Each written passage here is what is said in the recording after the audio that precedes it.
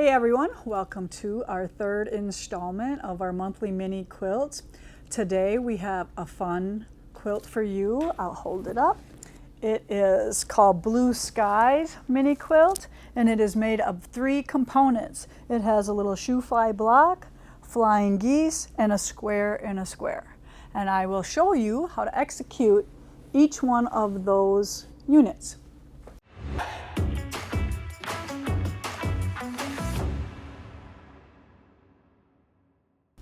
All right, so according to your directions in your pattern that can be downloaded this month for $5 is the directions on what size to cut all these. I'm not going to tell you what size they are because you need to download the pattern. All right, so I'm going to make each one of these units, and I'm going to start off with the square in the square. So this could be stitch and flip, or it can be triangles. I prefer the triangles because I like less waste. And stitch and flip would be you put a square here, sew across, flip it, and trim. But instead, we're going to start off with a square and put 2 triangles on each side, and then 2 triangles on the opposite sides. So I'll start with that one first. So all I'm going to do is center the triangle onto the square.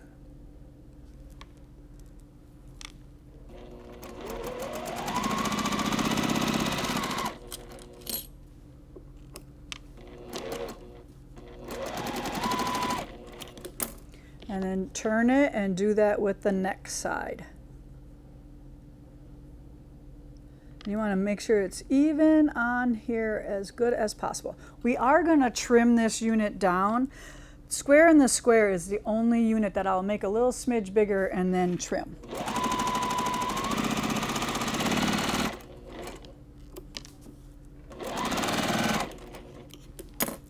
I can finger press that back to give it a little head start.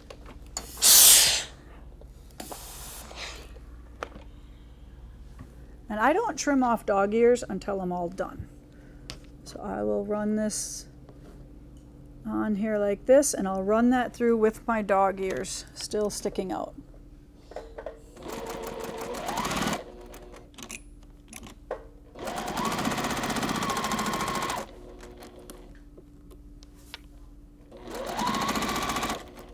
So here's one of the reasons I leave the dog ears on, because this gives you a perfect corner here to stitch from.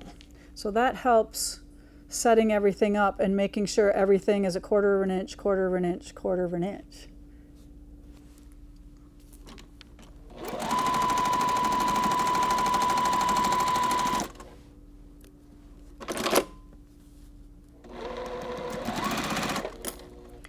All right, so now I'm just going to press those back.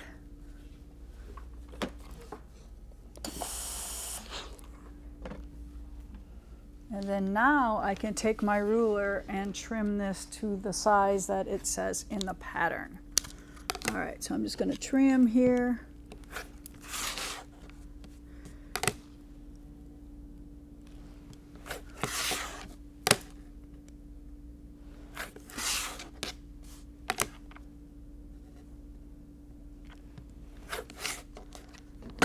There we go. So I got that one done. All right, moving on to the shoe fly block. So for this block, I need 4 corners. So I'll lay that out in a plus sign with the center in the middle. And then I've already made the half square triangles, and you maybe have seen me do this one last time, but the instructions are all in there, and we're using triangle paper to get these, and I only did enough to do this tutorial. I didn't do the full sheet like it tells you to do. So then I'm going to lay these out, and you'll notice I have a little dog ear on here. You can trim that off if you wish. I do not. I just leave them on because they're so minimal. And I also want to point out that the way these half square triangles are configured is they have a built-in 1/8 inch seam allowance here.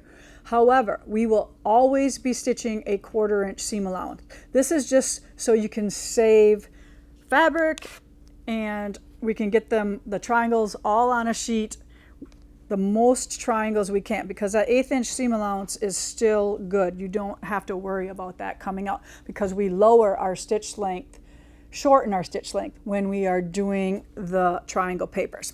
So there is my block, and now I'm just going to sew 2s, and then I'm going to add the 3rd one on.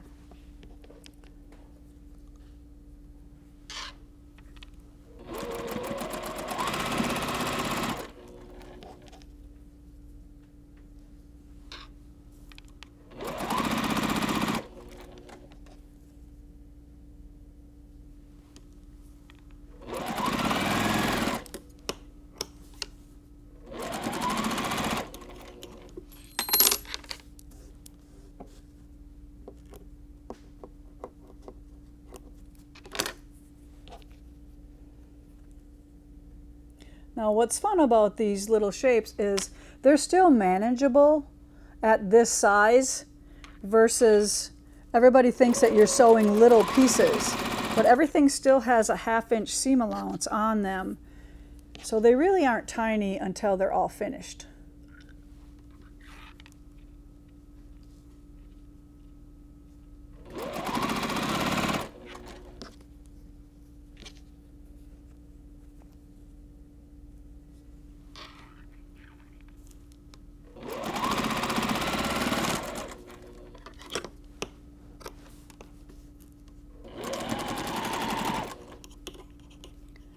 And if you want, you can always do a little test block when you're doing these.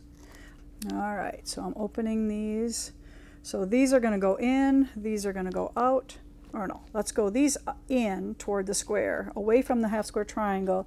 So then these have to go out toward the cream, and then these are going to go toward the cream. You could open them if you want.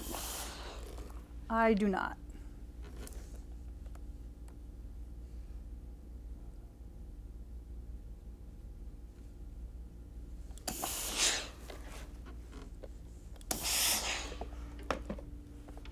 So all my seams should nest nicely now. So if you want to see what that looks like. So these are going out, and then these are going in. And because they're so little, sometimes if they nest perfectly, you do not even have to pin them. They just nest right nice and tight in there.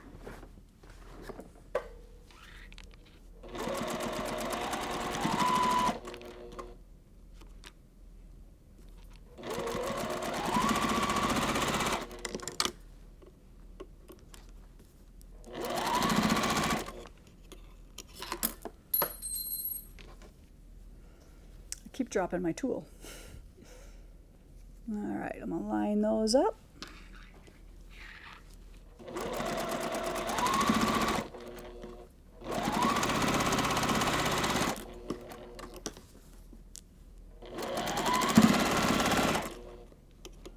All right, let's check our points, our intersections. Everything looks really good. Now, pretty much all the time when I have a block, I always open these last 2 long seams to distribute the bulk of those. That's when I really like to open seams up. And yes, we do have this wonderful little stick here. This comes in handy when the blocks have a lot of seams on them, and then it doesn't wreck the other seams next to them.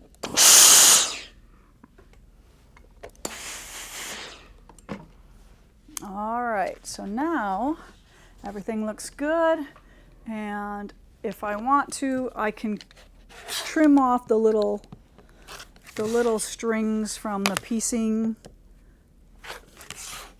But this is, again, measuring a 2 3/4 at this point. There we go. So those look good. I did a little test block to make sure that everything was cut right, because we all know if it's not cut right, it's not going to come out. Okay, so next up, flying geese, and you can see here that these 4 pieces were 1 square cut in half twice, and then the wings on the goose are 1 square cut in half once. So I've already made 2, and now I'll finish these other 2. So we're going to line those up point to point. We want this long diagonal here, And I always just flip it over to make sure it's matching perfectly.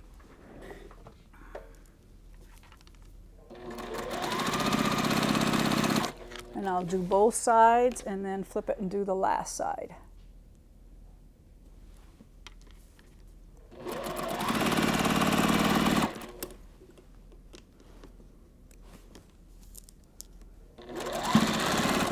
Now there's lots of ways to make flying geese. I find by starching my fabric I can easily cut squares and make them come out pretty darn good. So now I'm going to press that wing back and the other one. And then we're going to add that last side. So I'm going to leave that there. I'm not going to cut off those dog ears yet. So see how I have that there? And I'm going to sew right there.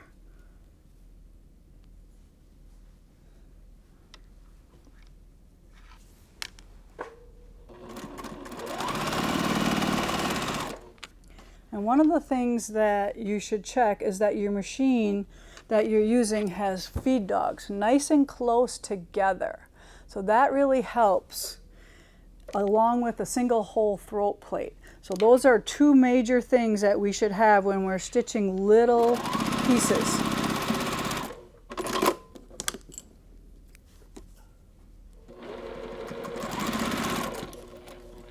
All right, press the other side.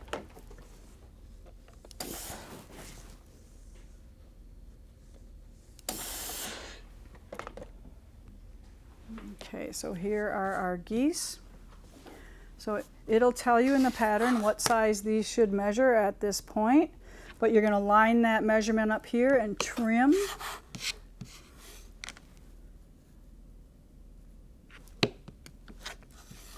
And then you can trim off the dog ears as well this way. So I'm centering that right in the center of my goose, whatever we want to call that. Turn that around and trim the other side. If you have a little twirling mat, that also helps as well. So it's as simple as making the acquired number that tells you in the pattern, but those are the 3 units along with some stashing strips, and everything will come together in your 3rd mini of this series. So remember, these downloads are $5 for the month that they are released in, and then they become $12 after that and when the next one is released. We will have 12 in this series, so I hope you join us until the end when we have a whole set of 12 plus a couple bonus. I think we're going to do a bonus quilt with the leftovers. And if you are in need of fabrics or like the fabrics I used, look in the description. We have our fat quarter towers that we have used to make all of these minis if you want them exactly like this. However, if you just want a kit for each quilt, we also have a kit for each quilt, which includes binding and backing as well. All right, thank you for joining me here today, and I look forward to seeing all your quilts on my Stitch with Lisa Bongean Facebook group. Bye now.